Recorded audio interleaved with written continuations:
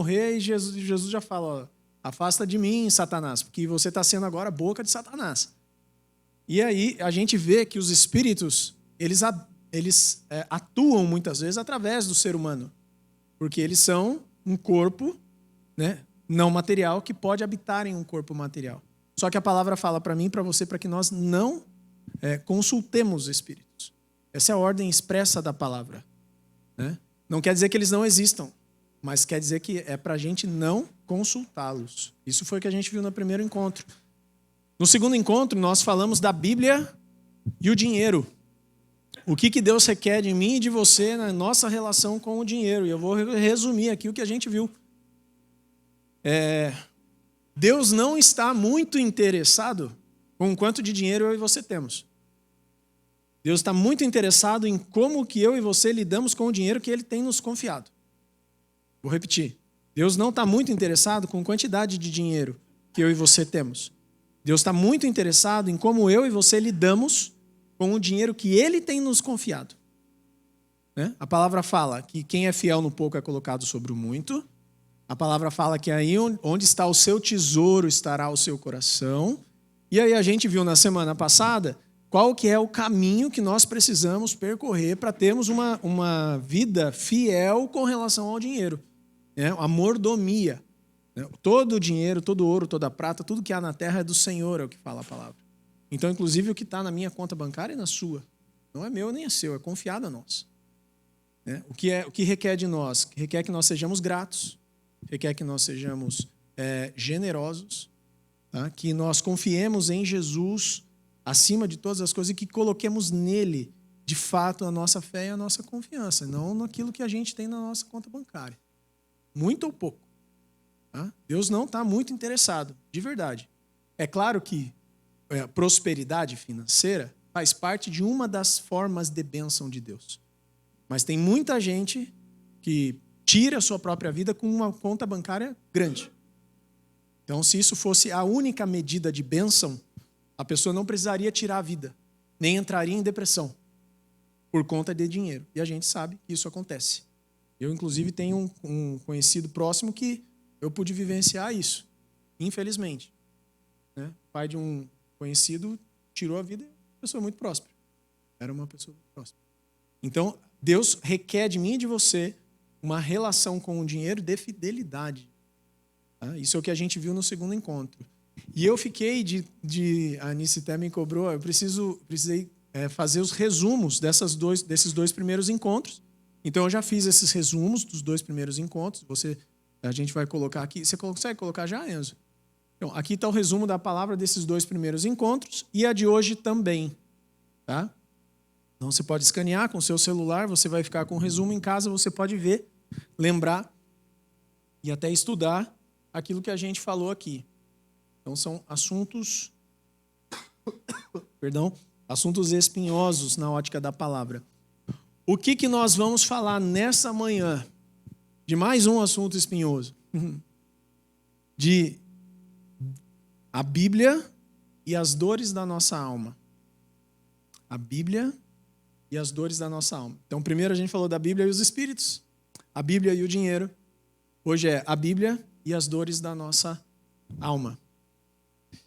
São assuntos, eu tenho falado isso, é muito mais gostoso pregar sobre vitória sobre a dor, né?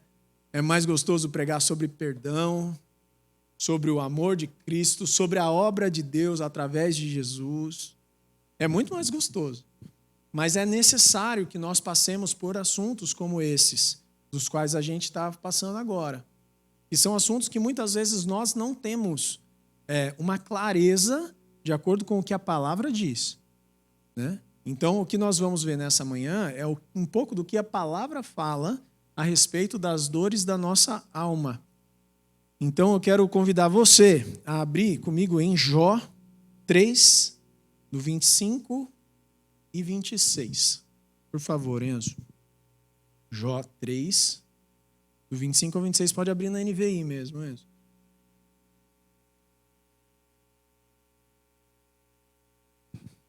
Aqui você vai encontrar o resumo das 3 palavras, tá? Inclusive a de hoje também. Mas vou pedir para você não ficar acompanhando no celular, acompanha aqui comigo e depois você fica com um resumo. Jó 3, no 25 e 26. Na NVI, pode ser aí. O que eu temia veio sobre mim. O que eu receava me aconteceu. Não tenho paz, nem tranquilidade, nem descanso, somente inquietação. Feche seus olhos comigo, vamos orar. Senhor Deus, nosso Pai, Pai do nosso Senhor Jesus Cristo e que nos adotou como seus filhos, Pai. Hoje estamos aqui mais uma vez envolvidos, Pai, em torno da Tua palavra, procurando entender o que o Senhor fala e esclarece para nós a respeito das dores que nós sentimos como seres humanos, as dores que afligem a nossa alma. Pedimos que o Senhor venha e fale conosco através do Teu Espírito Santo e que eu seja uma ferramenta, Pai, do Senhor. Que o Senhor use a mim e aquilo que o Senhor colocou no meu coração para edificar a vida dos meus irmãos e da comunidade aqui nessa manhã. No nome de Jesus. Amém. Nós estamos lendo um relato do livro de Jó. Jó está dizendo, aquilo que eu mais temia me sobreveio. O que eu mais receava que acontecesse, aconteceu. Agora, eu não tenho descanso, não tenho sossego, não tenho repouso, e vem sobre mim a inquietação ou a perturbação. Vamos imaginar o que esse cara está passando. Eu quero contextualizar aqui, porque Jó, alguns têm o livro de Jó como um dos mais antigos da Bíblia. Eu até fui procurar se era o mais antigo, não existe necessariamente uma evidência de que ele é o mais antigo, mas ele é um dos mais antigos da Bíblia. E o que fala no livro de Jó, você consegue colocar Jó 1:1 aí, Enzo? Vou abrir a Bíblia aqui do lado também. Jó 1:1. Na terra de Uz vivia um homem chamado Jó. Era homem íntegro e justo. Temia a Deus e evitava fazer o mal. Pode seguir. Ele tinha 7 filhos e 3 filhas. Possuía 7.000 ovelhas, 3.000 camelos, 500 juntas de bois e 500 jumentas. Além disso, tinha muita gente a seu serviço. Era o homem mais importante do Oriente. Seus filhos costumavam dar banquetes em casa, um de cada vez, e convidavam as suas três irmãs para comerem e beberem com eles. Pode seguir. Terminado o período de banquetes, Jó mandava chamá-los e os purificava. De madrugada, ele oferecia um holocausto em favor de cada um deles, pois pensava, talvez os meus filhos tenham em seu coração pecado e amaldiçoado Deus. E essa era a prática constante de Jó. Eu e você temos essa conduta? Não temos essa conduta. A gente está falando de um homem íntegro e justo diante de Deus. A palavra começa descrevendo quem era Jó. Um homem íntegro e justo. Eu quero comentar aqui também algo que eu achei muito interessante enquanto eu pesquisava.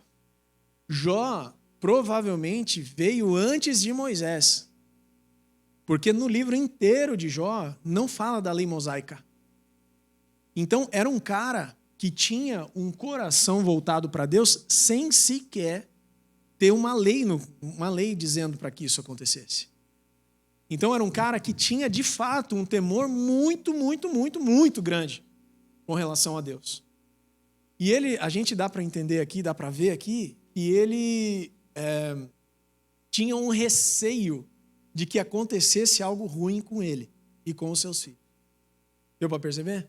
Os filhos faziam uma festa, ele, peraí. Pode ser que no meio da festa eles tenham se excedido, então deixa eu, como sacerdote do meu lar, oferecer sacrifícios, deixa eu purificar os meus filhos, porque eu quero que eles estejam aceitos diante de Deus.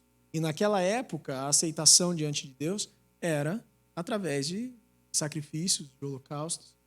Então Jó tinha um zelo muito grande no coração dele a respeito da palavra de Deus, que nem existia, mas do coração de Deus.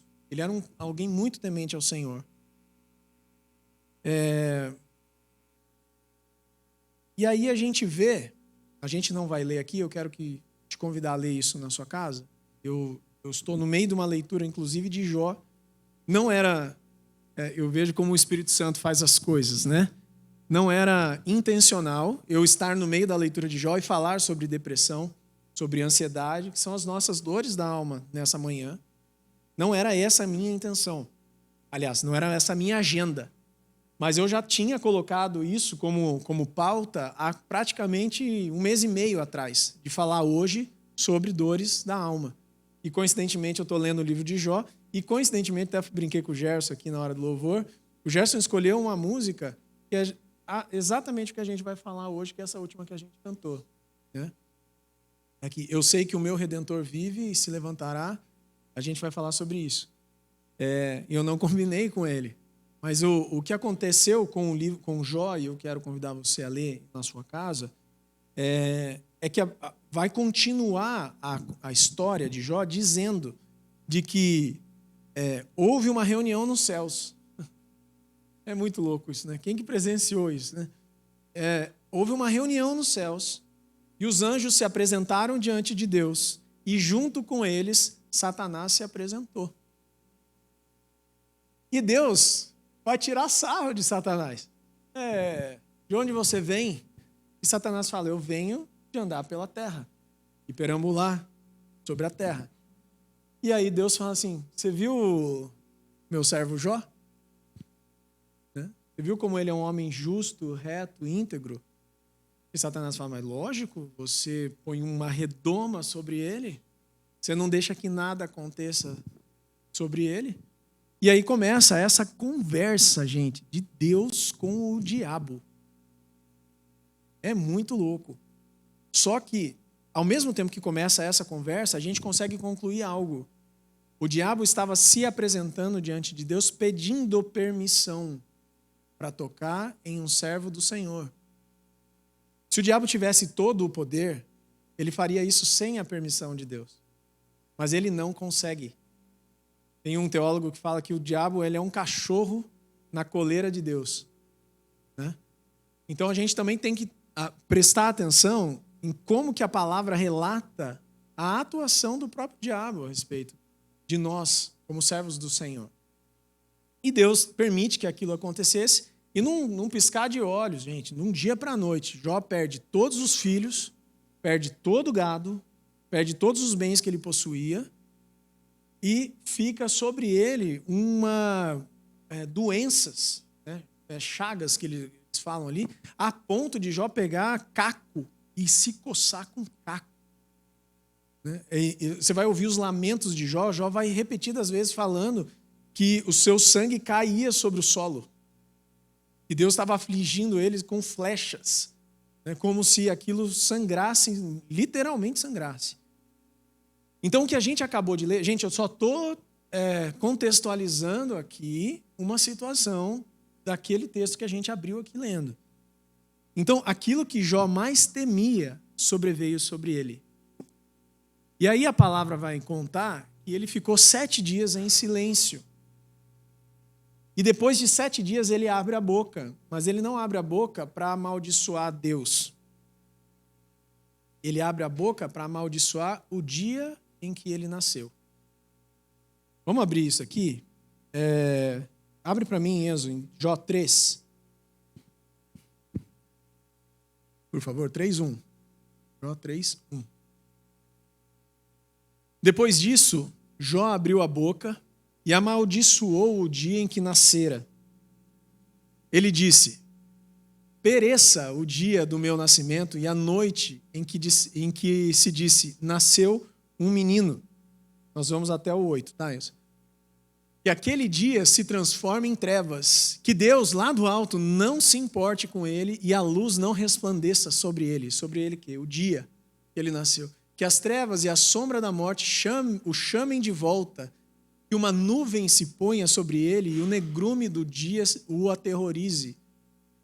que a densa escuridão se apodere daquela noite e que ela não seja incluída entre os dias do ano, nem faça parte de nenhum dos meses. Que aquela noite seja estéril e nela não se ouça brados de alegria. Mais um. Amaldiçoem aquela noite os que amaldiçoam os dias e são capazes de atiçar o Leviatã. Olha a dor desse cara.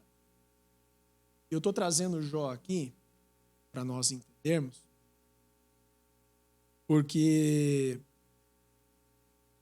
Jó viveu provavelmente uma angústia muito semelhante ou que a gente hoje diagnosticaria como depressão. E eu não sei se você reparou, mas Deus fez questão que isso estivesse na palavra.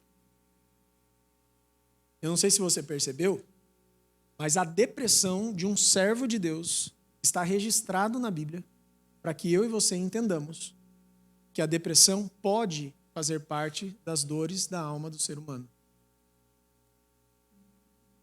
Eu quero trazer vou dividir esse tempo em 5 momentos, e o primeiro momento que eu quero trazer são os números do ambiente, da cultura onde eu e você estamos inseridos.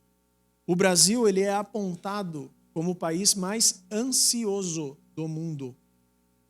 Tem pesquisas que mostram aqui que 26,8% da população, 1 a cada 4, aqui deveriam ser uns 10, 12, né? Sofrem de ansiedade. O Brasil é o mais ansioso do mundo. Se você é um pouco ansioso, você já mexe na cadeira. O Brasil é o país mais ansioso do mundo. E o país onde a geração jovem mais sofre com ansiedade também. Pouco menos de um terço dos jovens sofre com ansiedade. Então, nós temos uma população significativamente ansiosa e temos uma população jovem muito ansiosa, que é 1 a cada 3 jovens sofrem com ansiedade. O suicídio, gente, é a terceira causa de morte entre os jovens. Infelizmente. E o que é pior é que na contramão do mundo, a tendência global do suicídio é de queda e a tendência do Brasil é de alta. Por que eu estou falando isso? Porque nós estamos imersos nessa sociedade.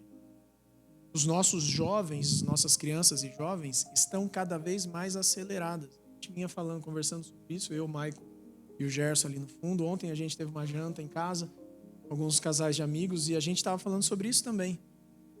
O quanto está difícil. O Luca está tendo prova. Gente, é um parto estudar com essa turma. É muito difícil, eles não se concentram. Porque está todo mundo muito ligado em vídeos curtos. E talvez eu e você também. A gente quer uma resposta rápida. Manda uma mensagem para alguém. Se não apareceu o verdinho ainda, está no azul que só enviado. E o verdinho a pessoa não leu. Márcio, por que você não me respondeu ainda? Já faz 30 segundos que eu mandei para você. Entende? Já liga. Você não viu minha mensagem? Nós estamos cada vez mais acelerados. E eu quero que eu e você pensemos de que isso é uma estratégia do diabo para acelerar a nossa geração. Porque a palavra fala que é para a gente meditar na palavra, dia e noite. O que é meditar na palavra? A gente vai ler o comando de Deus para Josué. Se incline sobre a palavra, leia e medite nela dia e noite. Então, quanto tempo eu e você temos tirado para ler as Escrituras e depois pensar sobre ela? Ou a gente já acorda abrindo o nosso Instagram, nosso WhatsApp, e pode ser que alguém tenha mandado uma mensagem durante a noite, eu não vi. Não gosto de deixar nenhum númerozinho lá em AV, de mensagens não lidas. O Instagram, gente, é um veneno. Eu gosto do Instagram, eu uso o Instagram, mas é um veneno. Eu e a Cacá, a gente estava falando disso essa semana. Eu entro para fazer um negócio, de repente eu esqueci o que eu ia fazer. Eu ia ver algo específico, de repente eu estou fazendo, meu dedo está indo assim, e a gente não está vendo mais. Né? O YouTube, com os shorts do YouTube, cortes curtos de vídeos de segundos, menos de 1 minuto, e a gente consome aquilo, e a gente está cada vez mais rápido. Nós estamos num mundo de ansiedade, e essa é uma dor da nossa alma como seres humanos. Estarmos ansiosos. O que é a ansiedade? A ansiedade é um indício de que nós não confiamos muito em Deus. Nós queremos que as coisas aconteçam rápido, não queremos esperar e queremos que aconteça da nossa forma. Essa é a ansiedade. E a ansiedade, é interessante porque a gente está aqui, vivendo no presente, mas a ansiedade, ela está sempre nos jogando para o futuro, querendo que o futuro venha. Né? É impressionante. Os nossos filhos ficam assim, o que nós vamos comer amanhã? Sei lá o que a gente vai comer amanhã no almoço. Onde que a gente vai comer? O que nós vamos fazer hoje à noite? Falando, não sei. Né? Mas a gente está sempre buscando trazer o futuro para agora. Porque a gente não consegue esperar. Qual é a outra dor da nossa alma? A depressão. E a depressão, ela nos tira do presente e nos leva para o passado. Perceba que as duas situações nos tiram do presente. Uma traz o futuro, tenta trazer o futuro para cá, e a outra nos prende no passado, tenta tirar nós do presente e levar para o passado. Jó está vivendo uma depressão aqui, profunda. Gente, fazia tempo que eu não lia o livro de Jó, eu já estou no capítulo 20 e pouco, ele ainda está lamentando, no capítulo 20, a gente está lendo 3 aqui. Ele tem 40 e poucos capítulos, acho que mais até. Mas lá no 42 que ele vai conversar com Deus. De agora até o 40 e pouco, é conversa dele com os amigos, eu já vou falar sobre os amigos dele, mas dele lamentando aquilo que está acontecendo com ele. Amaldiçoando o dia, constatando várias situações nesse sentido. Agora, depressão, talvez você possa ter passado já em algum momento da sua vida por depressão. E a depressão, ela não bate na nossa porta assim, posso entrar.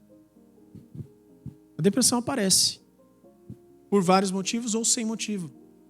Por perda de pessoas próximas, por separações, rompimentos de relacionamentos, rompimentos de laços familiares fraternos, por quebras financeiras, por decisões erradas que expõem muitas vezes a nossa segurança.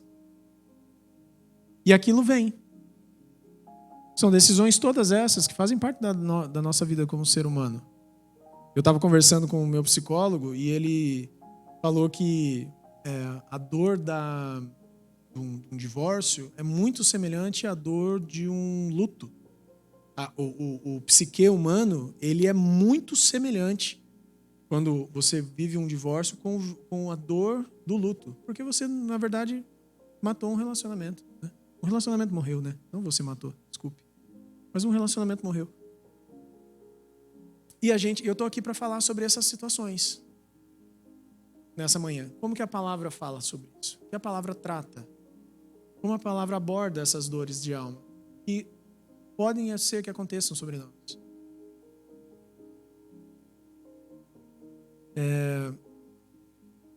Quero citar alguns personagens bíblicos. A gente leu aqui o relato de Jó.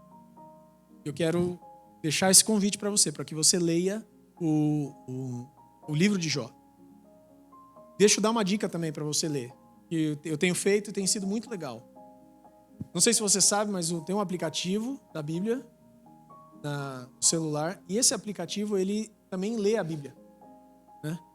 Então, o que eu tenho feito? Eu tenho pegado a minha Bíblia aí aberto e tenho deixado isso aqui solto. E eu vou acompanhando. Então, vou mostrar aqui, ó. 3. Depois disso, Jó abriu a boca e amaldiçoou o dia do seu nascimento, dizendo... Então, ele vai lendo, você vai acompanhando. Né? E aí, muitas vezes, você pode grifar e ele vai dando um ritmo para a leitura. Isso é bem legal. Porque muitas vezes a gente não quer parar para a gente ler, então comigo tem funcionado, tá? Não é receita de nada, é só uma sugestão. Mas a gente leu aqui o que está acontecendo com Jó. Eu quero falar sobre Elias. Elias também é um relato muito interessante. Elias era um profeta na época dos reis e ele viveu uma época de um rei muito perverso, e que era o rei Acabe. E esse cara era casado com uma demônia,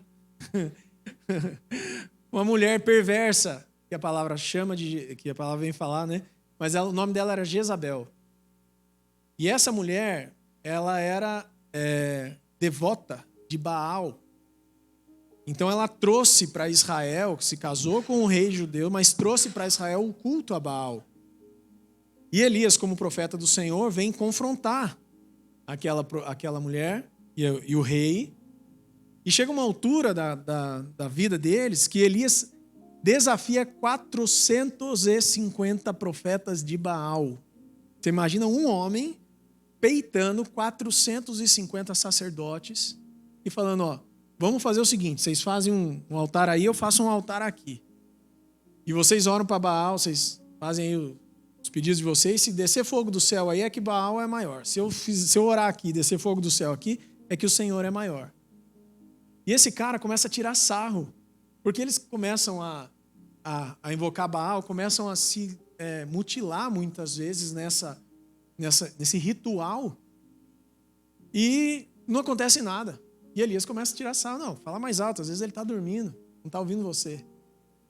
E vocês, né? E começa a tirar sarro e aquilo não acontece. Quando Elias vai e a bola passa para ele, ele fala assim, faz o seguinte, ó, molha isso aqui, ó, molha bastante.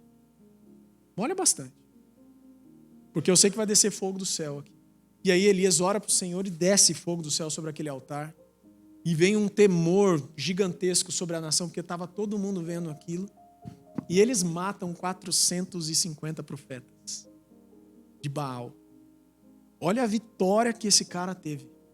Israel volta para o Senhor, porque vê que não existe um Deus morto do lado de lá, um espírito maligno que não é superior ao do Senhor.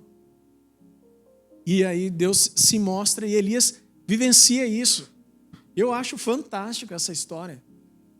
Só que o que acontece depois disso é que Jezabel começa a perseguir Elias. E Elias foge de medo dela. Ele não teve medo de 450 sacerdotes, e nem do povo, mas teve medo dessa mulher. Por isso que eu falo que é uma demônia. Né? Jezabel. Né? E aí ele foge. E a palavra vai contar que ele, em uma altura, ele se encontra numa caverna, deprimido. Deprimido, pedindo pela própria morte. Então, Elias ele fala sobre isso. Ele deseja morrer. Assim como Jó, se você for ler o relato de Jó, como amaldiçoou o dia do nascimento, ele também deseja a morte. Quando a gente vai ler Davi, os Salmos de Davi, Salmo 42 fala assim, por que está abatida minha alma? Minha alma, por que você está abatida? Deprimida. A gente podia traduzir para hoje.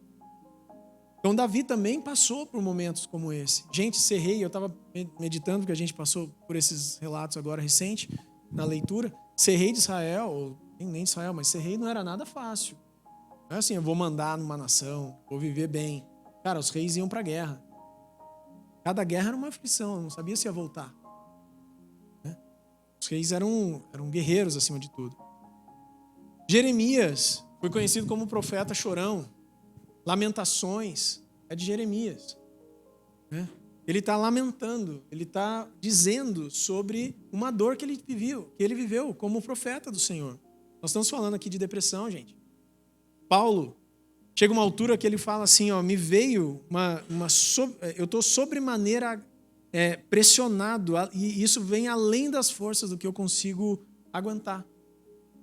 E eu tô trazendo esses relatos, gente, para a gente ver que isso, por incrível que pareça, pode ser um tabu, e a gente não quer falar a respeito disso, e eu preciso falar sobre isso na igreja. Porque acontece comigo e com você. Jesus vem falar lá no Getsemane, assim, ó, minha alma está triste, e é uma angústia, triste até a morte. uma angústia de morte. Jesus viveu um sentimento de depressão. E eu quero falar um pouco de um momento de vida que eu vivi. Né? Eu vivi um momento... Eu sou alguém muito otimista. Eu estava falando com a Daiane ali agora, né? O Marquinho acorda muito animado e isso incomoda a Daiane. E eu me identifiquei, porque eu também acordo muito animado e isso incomoda a Cacá. Né? A Cacá está lá naquele processo de acordar, né? E eu já estou lá animadão. Ela fala, como é que você consegue estar tão animado de manhã? Eu sou alguém muito otimista, né? Sempre fui. É difícil olhar as coisas pela ótica ruim da vida. Faz parte, é o meu jeito. Mas assim, também eu entendo que tem pessoas que são mais melancólicas. Também tem. Né? E faz parte.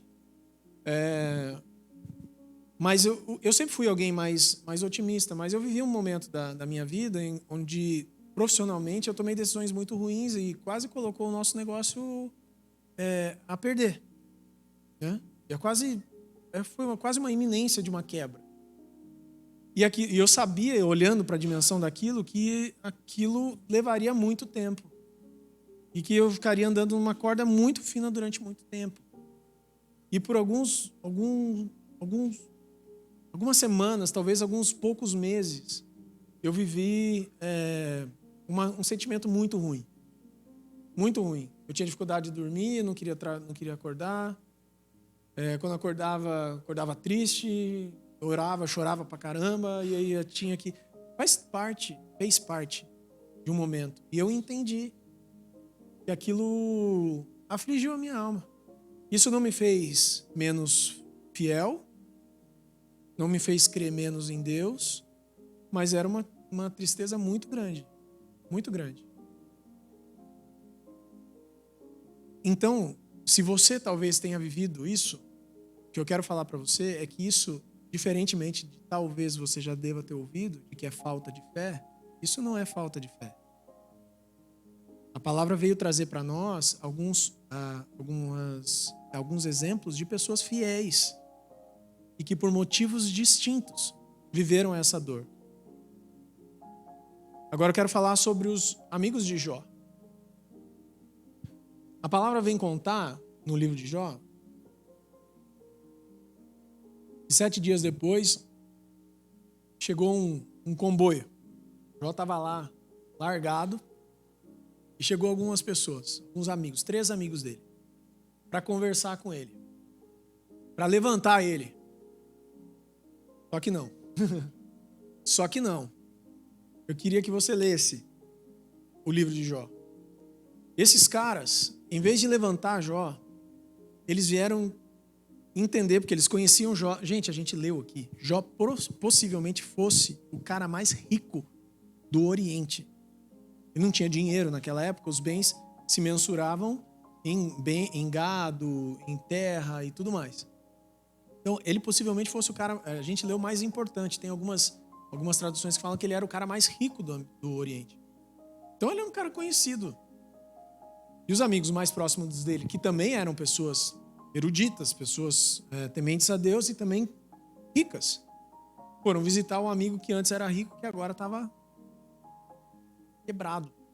Quebrado não financeiramente, estava literalmente só pele e osso. Tem algumas falas de Jó que ele fala, para mim me sobrou só pele e osso. É interessante. E esses amigos, em vez de levantarem Jó, esses amigos, eles vêm e falam que Jó provavelmente pecou contra Deus. Provavelmente você está nessa dor, nessa depressão, porque alguma coisa errada você fez. E Jó vai se defender e falar que ele, não, eu não fiz nada errado, eu tenho certeza de que eu fui alguém fiel com o Senhor. E os amigos falam assim, você está sendo um tolo. Você provavelmente pecou. E o que eu quero trazer para nós aqui? Diante de um quadro de depressão, a gente muitas vezes tende a olhar para aquelas pessoas como alguma coisa errada você fez. No meu caso foi. Eu, causador da própria depressão. Né? O que mais me atrapalha sou eu mesmo. Pode ser. Mas não necessariamente. Não necessariamente. Pode ser que sim. Mas a gente vê que no caso de Jó, ele não fez nada para aquilo acontecer. Às vezes, e como eu falei, tem pessoas que têm por si só uma natureza mais melancólica, mais triste. Eu não sabia, mas Charles Spurgeon foi um dos grandes pregadores do século passado. Ele viveu a vida inteira dele lutando contra a depressão. E foi um dos caras mais notáveis em termos de sermão, de evangelismo no mundo. E ele lutou a vida inteira com a depressão.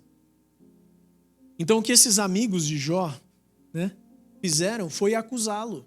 E o que eu quero trazer para mim e para você, porque o importante é eu e você pensarmos nisso, que não necessariamente uma depressão é consequência de algo. Pode ser que seja, mas pode ser que não. Então a gente tem que tomar um cuidado antes de trazer qualquer tipo de julgamento a respeito de uma situação como essa.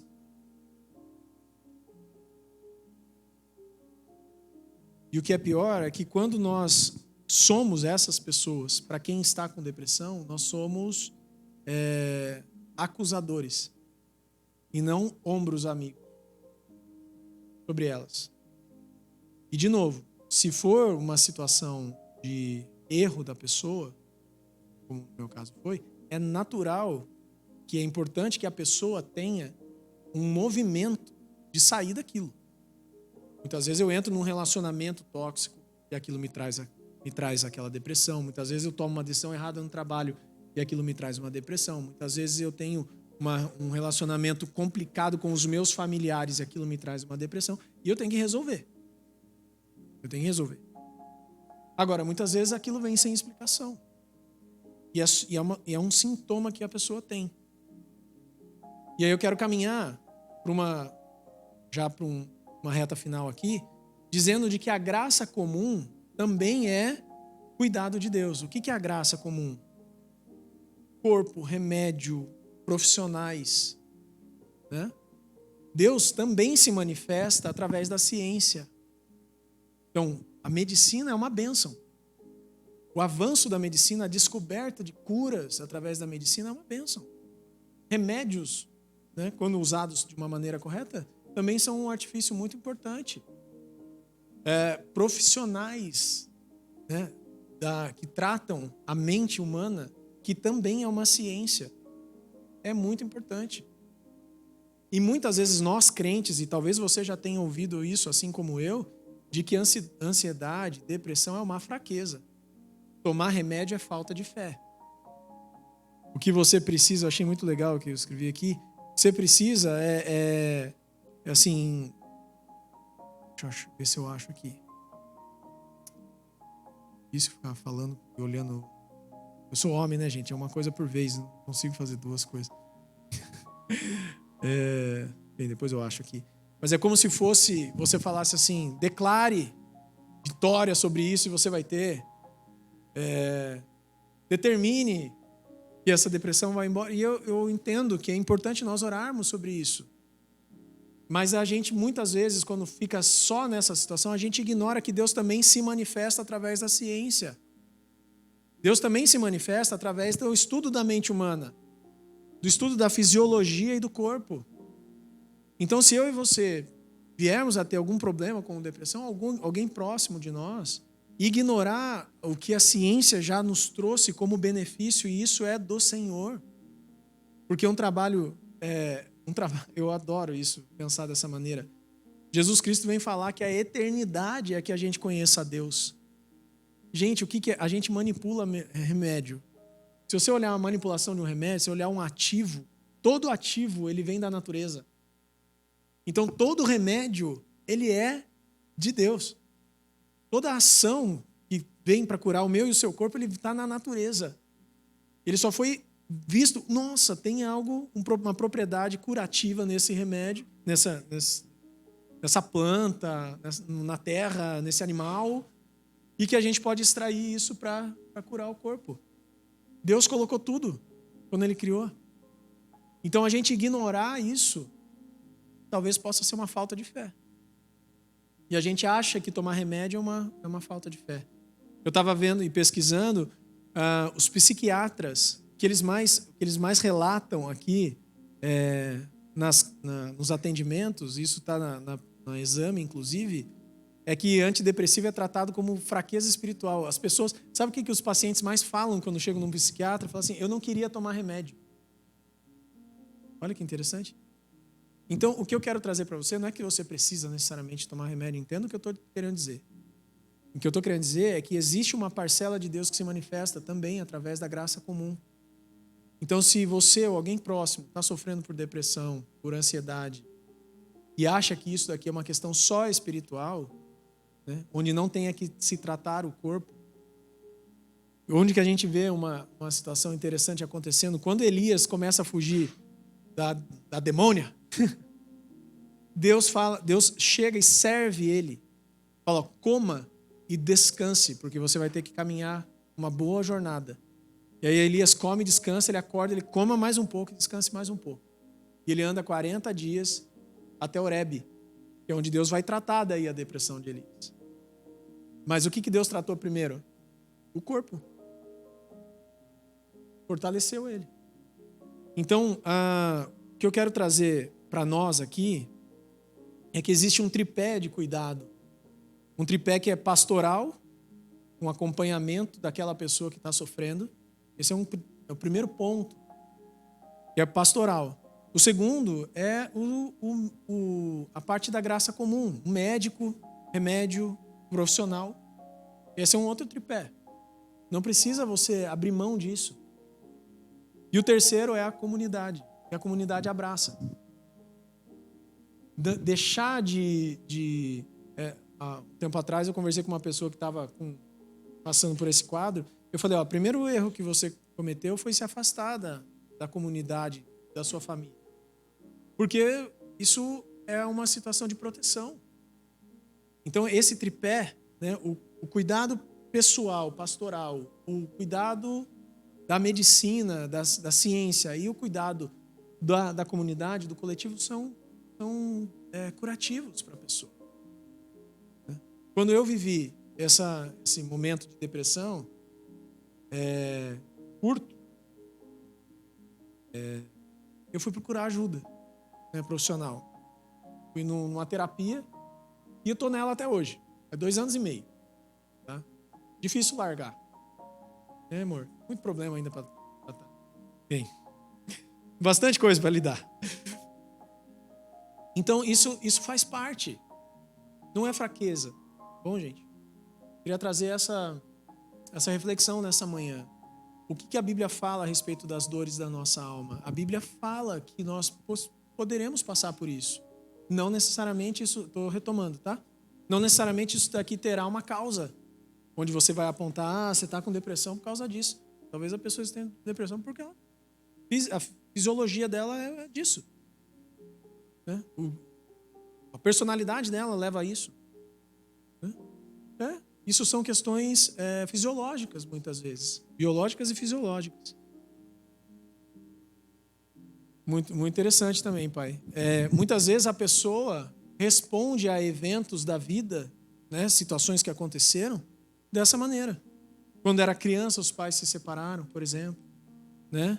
Perderam alguém próximo e aí isso desencadeia.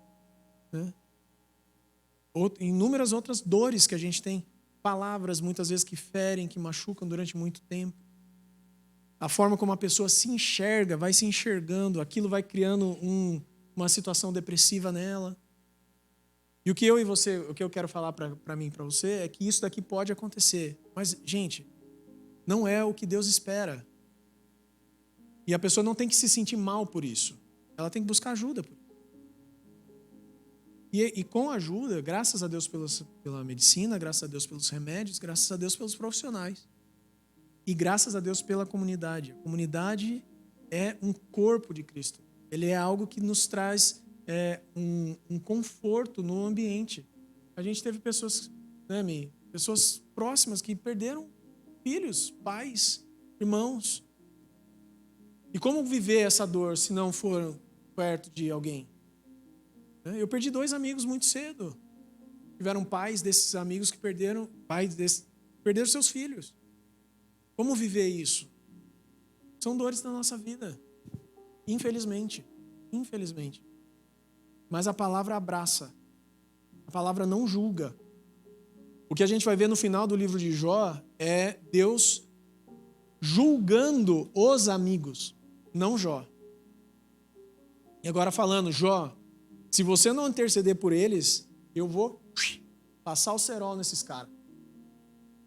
Então eles corram para Jó, porque é Jó que vai interceder por vocês. Porque senão, entende? Por quê? Por que Deus ficou bravo com isso? Porque houve julgamento. E, gente, eu não vou ser hipócrita, eu já julguei algumas vezes isso. E diante dessa palavra eu quero também me retratar com o Senhor. Porque talvez eu e você tenhamos pecado nesse sentido. Talvez nós tenhamos passado por esse processo e talvez nós estejamos como os amigos de Jó julgando. Eu cheguei um dia, eu lembro que eu falei isso para Cacá, né? Falei, olha, eu acho que eu consegui entender a dor de quem deseja tirar a própria vida. Não quer dizer que eu tive essa vontade, mas assim, você consegue entender a dor. Porque é uma dor muito grande. É mais fácil falar de amor, né? Perdão, de graça. Mas isso é importante para mim e para você. A Bíblia e as dores da alma. É muito importante para mim e para você. Lutero teve períodos sombrios na sua vida, ele chamou isso de angústias profundas. A gente vê os Salmos de Davi também falando a respeito disso.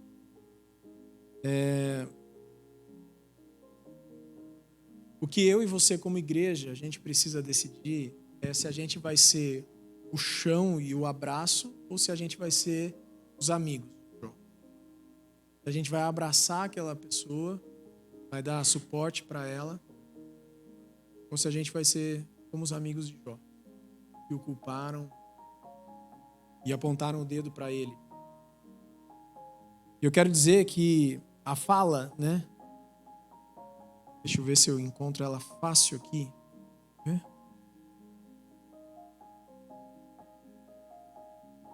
Eu deixei ela grifada.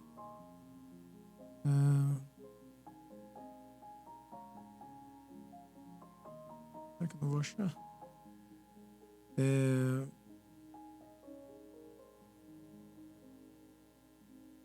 Numa altura da dor de Jó, ele está lamentando, e ele chega num lapso, ele fala assim, mas eu sei que o meu Redentor vive. E ele vai se levantar. E é interessante porque mesmo em meio a toda aquela dor, Jó tinha a consciência de que Deus, se tivesse fazendo aquilo, poderia ser até uma questão de justiça. E é interessante porque eu e você sabemos a história completa. É fácil da gente falar o que está acontecendo com Jó. Mas imagina a gente no meio daquela situação. Cara, não fizemos nada para merecer. E a nossa mente humana, a gente vai buscar resposta.